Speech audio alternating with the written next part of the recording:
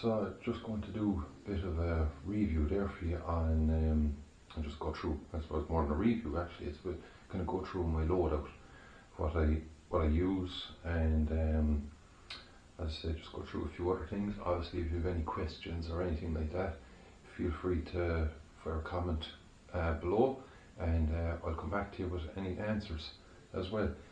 So I suppose, look, first of all, the rig I use for holding all my gear is this. So it's a US LBV woodline vest. Okay, so it's grand actually. It's not heavy or anything like that, but it can hold an awful lot. So you can see, like on the back there, it's easy. You can carry your drinks and all of that. As I say, grand big pouch at the back of it as well, so handy for just throwing empty mags or grenades into if you wish. On the front, it's got 2 pockets up here and another 2 on the corresponding side. So like up here, as I say, I carry sniper mags and speed loaders, and the same on the other side. And then there's 2 small little pouches down the bottom. They're handy for grenades as well, so you can easily hold grenades, as I say, and there's 2 of those on it as well. Now what I did attach to it, as I say, one of the few things I did is a US Alice pouch, which is fierce handy, I find, for holding my handgun mags. As I say, I can hold 3 Mark 23 mags inside that, and again there's space to hold another 2 grenades on that as well. There's 2 clips on either side. As you can see, I also hang my iPro and face mask on it as well. And then for my pistol, I have I'll say a double tap designed 3D printed holster. So grand for quick draws and everything. And then on top of that, then I have my death rag up here. It's handy as well. As I say, there's places on it to run your leads for your walkie-talkie or whatever you need to carry. And as I say, it's good. It's actually not heavy at all when you're wearing it. It's very light. Gloves and stuff that I use, I like using the fingerless gloves. I suppose the main reason I like using them is because it's very easy to grab the mags out of the gun, to change them, and plus it gives you a good feel on the trigger as well. So it gives you a nice response on that. Plus they're well padded as well actually. There's a nice bit of padding on them, and there's knuckle protection, so that's it. That stops you getting scuffs if you fall, or when you fall.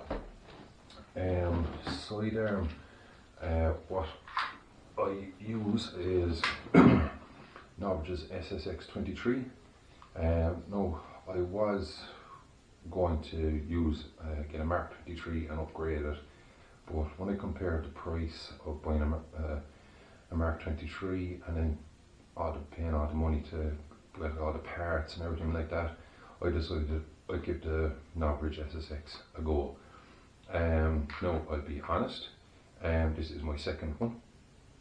First one I got did have an issue. It had an issue with the TDC in the top.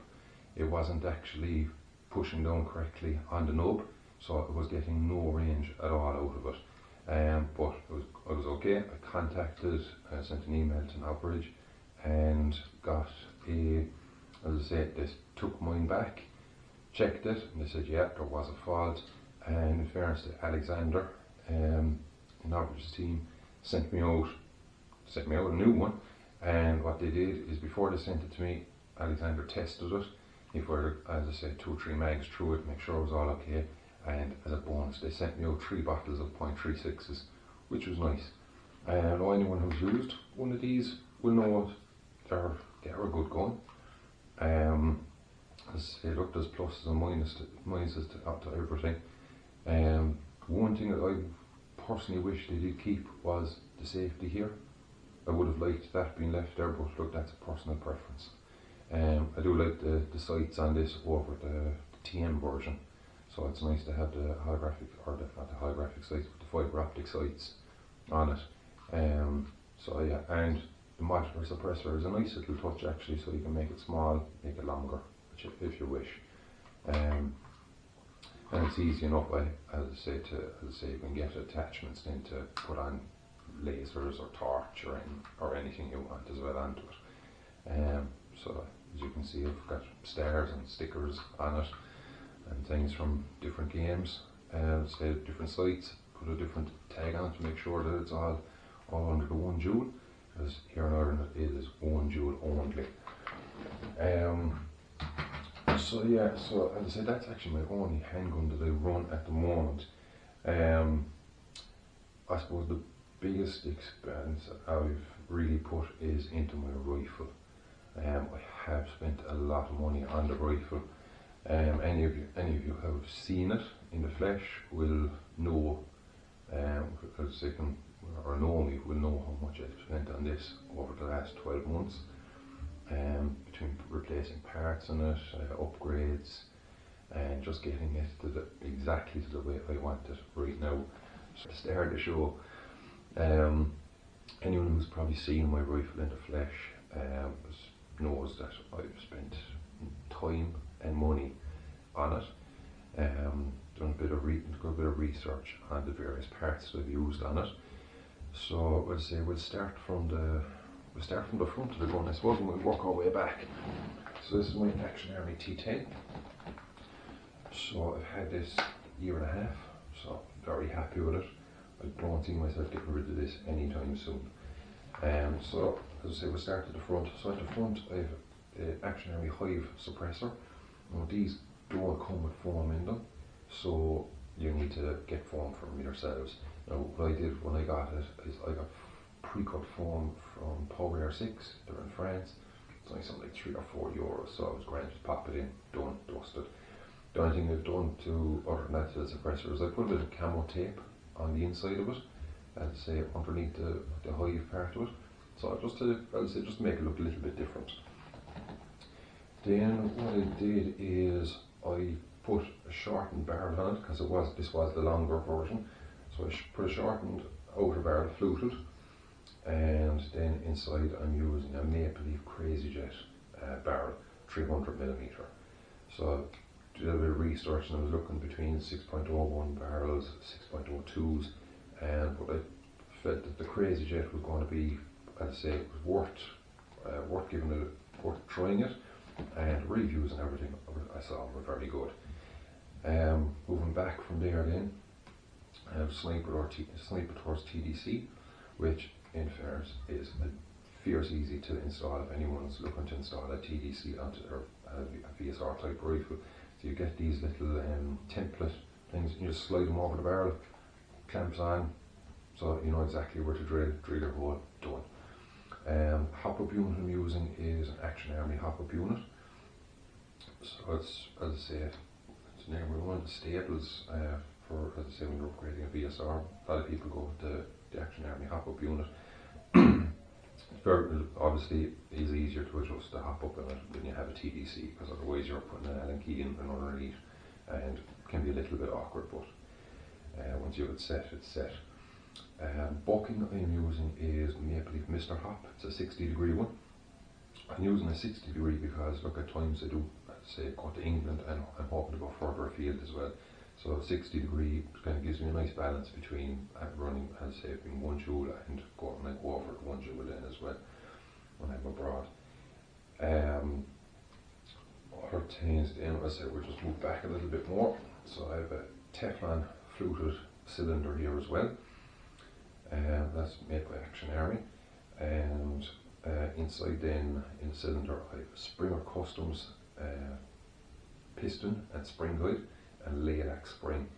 Obviously I have the air brake on it as well. It makes a little bit of a difference. As I have put the sorbo pads as well in there, so give it a little bit more dampening. So as we go further back, obviously if anyone doesn't know the Action Army T10, this is actually a fake mag. So all it does is just holds a spare mag for you. So it's a handy little thing. It's a little overhead, I suppose. I do like it myself. Trigger box, I have a Maple Leaf CNC'd 90-degree trigger box in it. So so well able to handle the higher power as well when I go for say no problem handling 2.3 joules or higher with that. Then I suppose the big thing, as I say, one of the biggest expenses I did make was my scope. So when I was looking at scopes and stuff, because I wanted to start recording and everything, I was looking at getting, as I say, looking at different setups that people are using with run cams and then the batteries and everything like that. And it was all, as I say, then I was kind of going, right, okay, let's see what digital scopes are available. And in fairness, I did get this at a quite good price. I won't say how much I got it for. So it's an ATN X-Lite 4K digital scope. So it's a day and night scope, so I have night vision. When you're looking through the scope here, as I say, it's like watching a TV. You can also tell what angle, let's say, the rifle, so you know if your rifle is level, because it'll tell you what tilt you've on it. If, as I say, if you're an up or down angle, it'll tell you. There's a compass on it, so you know which direction you're pointing as well. And then at night time, obviously, if it's a clear night with obviously no clouds or anything like that, I can just turn on the night vision and I don't need my IR. If it's a cloudy night, I have an IR light. I just clamp it on here, and then I have absolutely perfect, I'd say, crystal clear vision at night. Now, what I do tend to do if I am running at night time is, obviously I will keep my IR light on there, but if there's other people out there with night vision and their helmets, I do have a tendency to turn off my IR light, so I can just see them coming in, and makes life easier for me, less chance of even spotted from a distance. The stock of the T10, it is nice. It's different than other VSRs, so it's a solid stock, so there's no chance of it breaking. The cheek raiser here, that can raise and lower, so as I say, there's a little lock on it here, so you unlock that and it just raises and lowers. It only raises by a couple of mil, but look, it makes things a little bit more comfortable. As I say, it is very comfortable to hold, and with the Teflon cylinder in there, it is buttery smooth. As I say, ridiculously smooth. So that's basically it with all that. Look, as I say, you can pop on to my Instagram page or Facebook. If anyone has any questions on any of my gear, pop a comment down below. Feel free to, as I say, like the video. Hopefully you do, and look, subscribe. And as I say, I'll be putting out more videos there coming shortly. So the next video I'm probably planning is more likely my German World War II loadout, so which is something different. So that will be coming soon as well. And so yeah, that's it. And look after yourselves and take care. See you in a bit.